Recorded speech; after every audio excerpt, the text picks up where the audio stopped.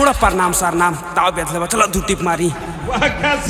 अरे तारा बहनी के पटक के झाड़ चिलो वाह बहुत अच्छा का सर बात कह ताकि चलो ताव बिगले बा छोड़ा प्रणाम राम चलो ताव बिगले बा कि दू टिप मार ली ए सरवा के लाज देखे लागत कि बाप आ भाई बा तो भैया काम पे मारला के बाद में भौजी के झाड़ छिल दियो तो का हाल बा। आज हम फिर से बात कर ले बानी भोजपुरी गाना। तो भाई लोग आज के वीडियो बहुते गाना फाड़ बनल बा ऐसे कहते हैं भाई लोग वीडियो जैसे कि लास्ट देखम तो बहुते मजा आई। तो वीडियो बनाने के बस एक ही मकसद बा और एक ही मकसद रहेला आप सभी को दिल से हंसाने के लिए ना किसी को दिल को ठेस पहुंचाने के लिए। तो बिना कोनो लाला लसी के आज के वीडियो स्टार्ट करते हैं।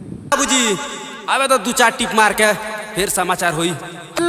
सुनो तारा भैया भंसी वाला के बात कि प्रणाम बाबूजी आवे दा दू टिप मार के तब बाद में बात हुई। बारे तार बहन चोदो आ बारे बेटा बारे बहन चोद का कही यार सारा पहले के जुग रहा भाई लोगन कि बाप के आते मतलब प्रणाम कल जाता रखा आ बाप के सामने कभी ना हो जाता रखा। लेकिन एगो आज के जुग बा कि मेरा कही रहा थे कोई खाना पर टांग के प्रणाम बाबूजी कह के आ घर में घुस के दू टिप मार के आवे के बात होता। बाहर बहन जबाना आ बाहर साल लगन तोहनी मन तो करे सारे पटक के पेल दी के हक दसन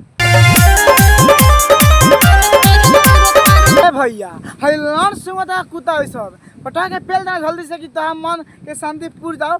सारे बूढ़ छू छूनर भौजी कहे सुंगता लगा सारा कुत्ता बा वैसे भौजी लो सुंगता। अरे भैया भंसरी वाला अगर ताज जगह हम रहते नु तो लहंगा उठा कूद के पेल देती कि भौजी नु हक दी बाहर से जान घरे हम आईनी। तो अरे भैया बहुत खुशी के बात बा कि तू बाहर से घर अइला। लेकिन जहाँ पहले एक दिन प्रणाम बाबूजी दू टिप मार के आवे दी ई तार बात सुन के मैं झान से कर गल बा आ मन तो कहता इतना पेलिए बाद में कही नु हम पेल ही नहीं की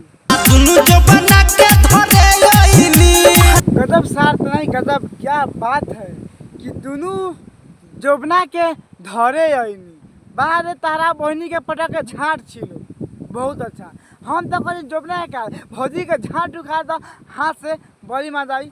तार बहिन चलो सुनता है भाई लोग कि दोनों जोबना के धरे आईनी ए तार बहिन चलो तलार चटब भाई लोग ई पक्का नु सारा बुढ़ छुछुनर भाई यार। हाँ भाई हम कसम से कहता नहीं यार कंदी कहता बहन चोत की चित सुतो माई झापा झाप।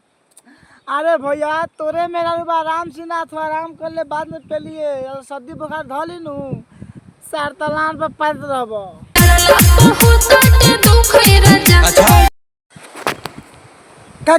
का होता ए भाई लोग भौजी कह दिया कि कुछ कैला पर कि का बहन चोद रुक जरा भी दिमाग खराब हो यार बहन चोद कहीं। अरे तारा बहनी के पटक के झाड़ चिलो वाह बड़ी डल्ला पर होता दुख है राजा। देखा बहन जो भौजी भौसरी वाली के दिमाग का कहतिया कि डल्ला पर होता आ दुख राजा जी। अरे भौजी एगो काम कर जब तारा डल्ला पर दुख होता नु तो भैया के थूक लगा के मारवा ला ना दुख होई। तारा बहनी के प्रणाम करो वो लहंगा उठा के चलो तो का करे भैया भैया के कोनो उपाय बताओ। अरे तारा बहनी के पटक के हगा दो वाह तनी मारा लगा के थूके राजा।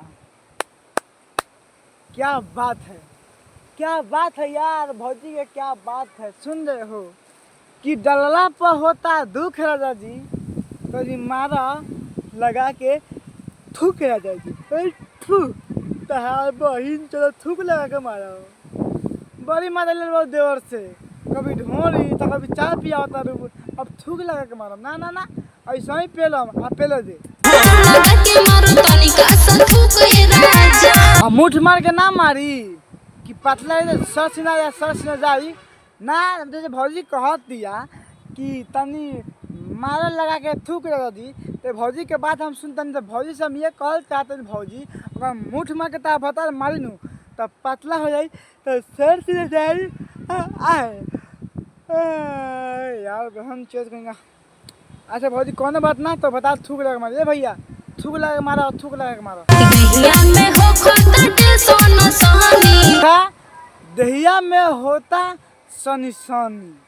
बहुत अच्छा भौजी, सनसनी हो गई टाइम काहे कि जब भतार कोनो के आवेला बाहर से कमा के तो कितना तो मतलब हिला के गिरा लेला, लेकिन कितना कोनो गिरा के बचा के रख लेला। ऐसे तरह सनसनी होत है काहे कस के मार देते तो भतार। लेकिन हम तासे कहल चाहतनी एगो गोलू यादव नाम के लड़का बा, बहुत अच्छा कॉमेडी बनाला, ओके सपोर्ट करा आ ओकरा से मरवाला। अरे तारा बहनी के गाड़ी में बैगन पेलो जोबना बा के अभी ननी भाई लोगन तो पीछे भगा के आ भौजी के जोबन देखल लोगन कि ननी ननी बा कि हेता आता बा। अरे भौजी भौसरी वाली हम तो लगा तो जोबन इतना बगा जाके बानू कि वो में दोनों गोरा हम दूध पी से हम अकेला मन तो दूध खत्म ना होई आ तो जोबना बच तो झूठ काहे बोलता रे कि जोबना हेता आता बा। तो बस भाई लोगन आज के वीडियो यही वीडियो अच्छा लगा तो लाइक शेयर कमेंट और चैनल सब्सक्राइब कर देना। अगर फिर से आवाज ना तो कोई तो सॉरी भाई लोगन काहे कि बहुत ज़्यादा प्यार बढ़ रहा है, लेकिन वीडियो बनाने के बाद तब बनाने के बाद तो वीडियो का दिल दिमाग मत लिया लोगन। फिर से मिल जाए नेक्स्ट वीडियो में, जब तक के लिए बाय।